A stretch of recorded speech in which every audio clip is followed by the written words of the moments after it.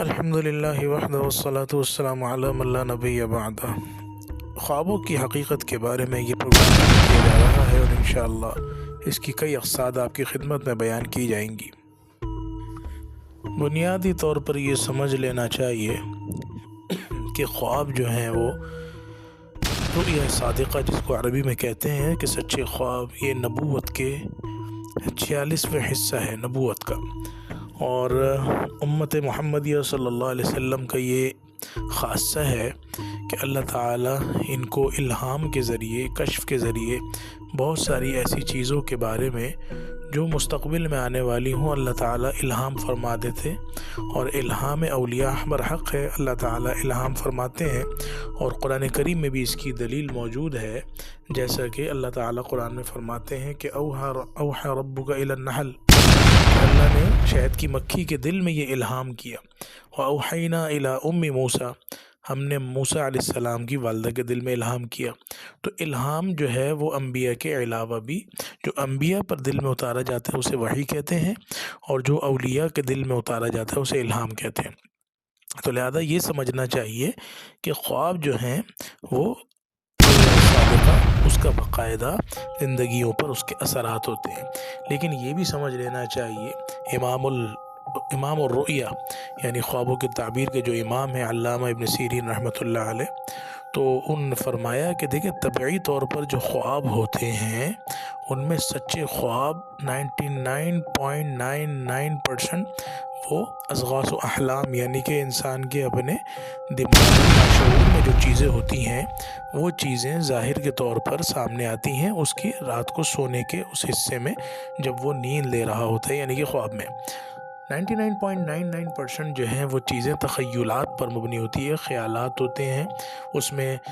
بہت ساری چیزیں وہ معدے سے بھی افیکٹ کرتی ہیں، بہت ساری چیزیں جو ہیں وہ لاشعور میں ہوتی ہیں، بہت ساری چیزیں وہ انسان کی زندگی میں اس کا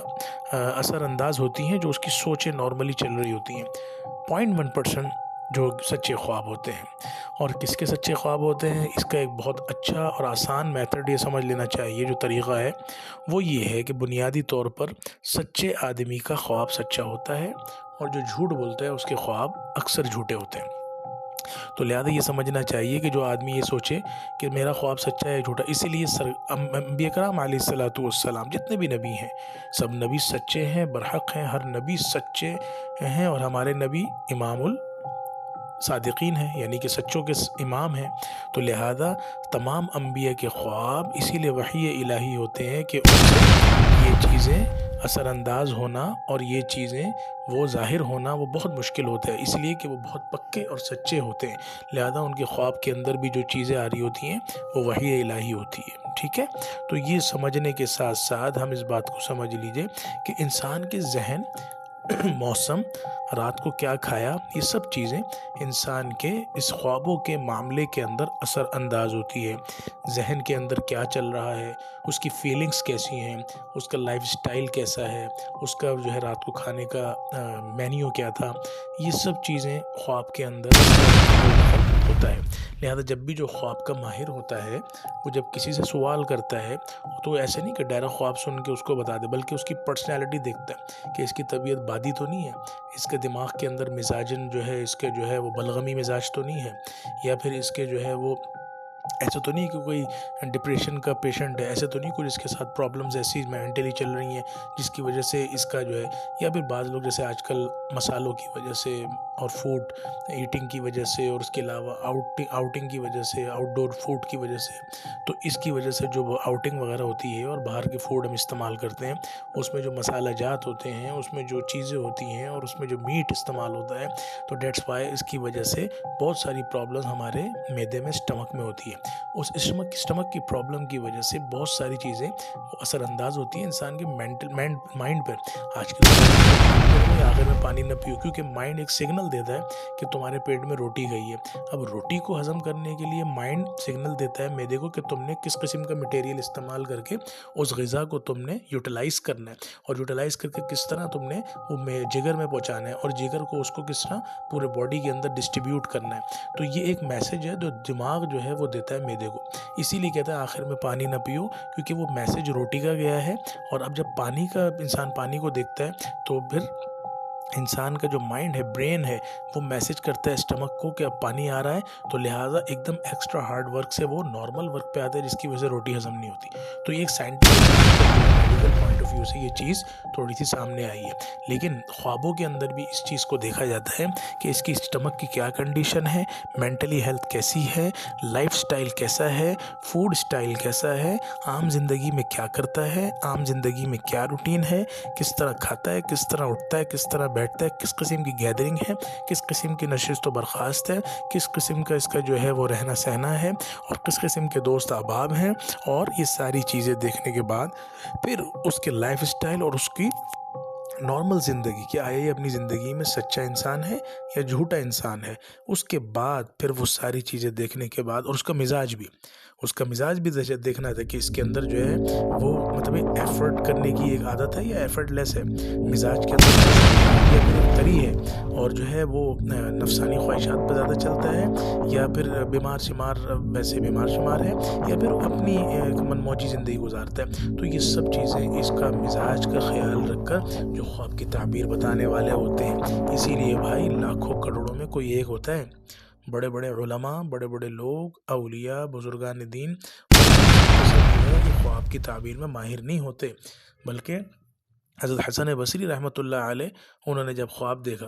امام مالک رحمۃ اللہ علیہ نے خواب دیکھا، اور امام مالک رحمۃ اللہ علیہ نے وہ خواب اپنا بیان کیا اور اس کی تعبیر پوچھوائی، اور کہا کہ میرا نام نہیں بتانا. جب علامہ ابن سیرین رحمۃ اللہ علیہ کے پاس وہ خواب گیا تو فرمایا کہ بھائی یہ خواب تو جو تم لائے ہو تمہارا ہو ہی نہیں سکتا، یہ تو صرف جو خواب کو اگر کوئی شخص دیکھ سکتا ہے تو وہ امام مالک ہی دیکھ سکتے ہیں. تو یہ مزاج ہوتے ہیں کہ وہ خواب دیکھ کے بھی بتا دیتے ہیں کہ اس اسٹینڈرڈ کا اور اس کیٹیگری کا، اس ہائی لیول کا خواب کون شخص دے سکتا ہے. تو لہٰذا یہ سب چیزیں ہیں، ان سب چیزوں کو مد نظر رکھ کر یہ باتیں بیان کی جاتی ہیں. تو لہٰذا یاد رکھیے خواب کی دو قسمیں ہوتی ہیں،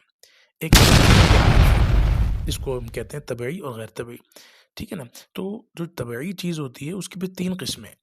جو غیر طبعی ہوتی ہے نا، جیسے ان نیچرل چیزیں ہوتی ہیں، اس کا فساد جو ہے جسم کے اندر وہ یا تو غذا کی وجہ سے ہوتا ہے، خون میں صفرا یعنی اس کے اندر جو ہے وہ صفرا یعنی زردی زیادہ ہے، یا سودا یعنی کہ بلیکش زیادہ ہے. دیکھیں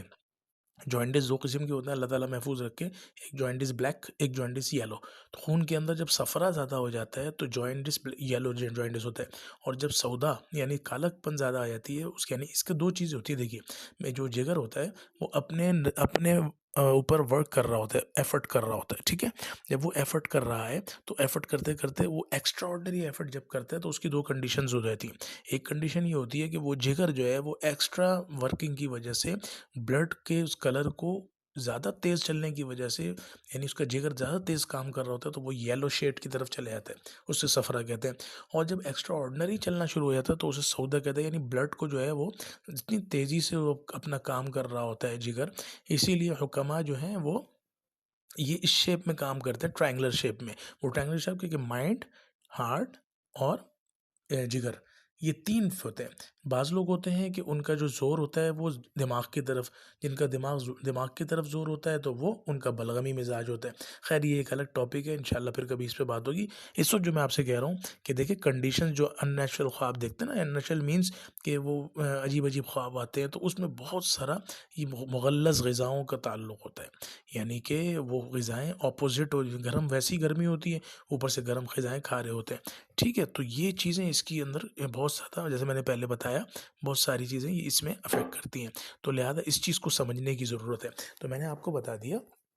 کہ بنیادی طور پر اگر کوئی خواب دیکھ رہا ہے تو اس خواب کی کنڈیشنز، اور اس خواب دیکھنے والے کی کنڈیشن، اور جس سے خواب پوچھا جا رہا ہے اس کی کنڈیشن، تینوں کا اعتبار ہوگا. لہٰذا اپنے خواب، رویا صادقہ یا کوئی سے بھی قسم کا خواب ہے وہ آدمی کو ہر ایک کو بیان کرنے نہیں چاہیے، بلکہ اس کی بھی انشاءاللہ میں اگلے بیان کے اندر، اپنے اگلے اس کے اندر ٹاپک کے اندر، اگلی ایپیسوڈ کے اندر میں یہ بتاؤں گا کہ خواب کس کو بیان کرنے چاہیے اور کس کو نہیں بیان کرنے چاہیے، اور کس قسم کے خواب بیان کرنے چاہیے اور کس قسم کے خواب بیان نہیں کرنے چاہیے. تو امید ہے انشاءاللہ آپ کو یہ چیز سمجھ میں آئی ہوگی. لہٰذا اپنے خواب کو مضبوط کرنے کے لیے اپنی زندگی میں، مزاج میں سچائی لائیے. جب آپ سچے ہوتے چلے جاتے ہیں